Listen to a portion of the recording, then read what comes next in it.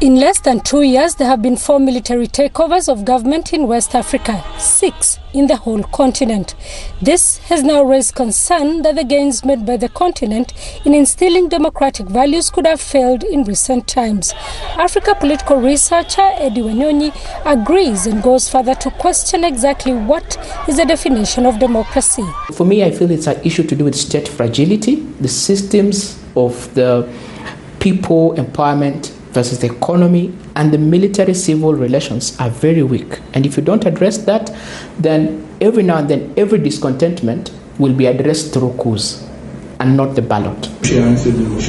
Discontent with the government bulging youthful, educated but jobless population, creating a potent recipe for resistance, with soldiers seen as saviors from bad governance. You can see whenever the public feels like there is no way they can rise up, simply because you have also a very strong military, then any opportunity for change, it gives them hope, it gives them a catharsis to express themselves. Question for me is this. You look at timetables being revised. I think Mali was giving itself up to 2025 before it can restore democracy. So really, you find that the military in its composition is not attained and attuned towards government functions. So they will grapple with which kind of structure. Ideally, it should be, if there is a lack of constitutional takeover by any kind of interim regime, you're supposed to work on a reinstallment of democracy through an election and moving forward. But the question is, what structure will it take?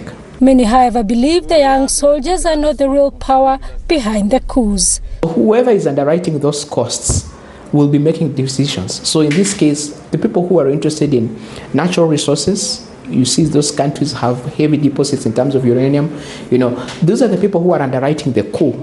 Because you can never just wake up and say that you're going to come and do a coup. You need backers who will ensure that flights will move, your supplies will come in, your delays, your medicine will come into the country, your passport will be honored and your citizens traveling. So who is actually, that is the power now that is behind the coup.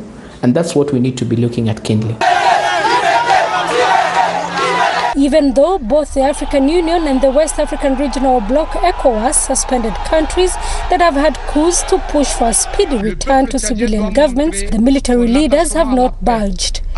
The African Union Constitutive Charter needs to be relooked at in terms of the effectiveness that citizens of Africa are demanding of AU.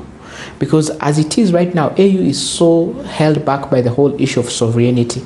They will not interfere. This and the fact that the military rulers have international actors willing to work with them means they're not worried of isolation, and so they continue as if it is business as usual. Sarah Kimani, SABC News, Kenya.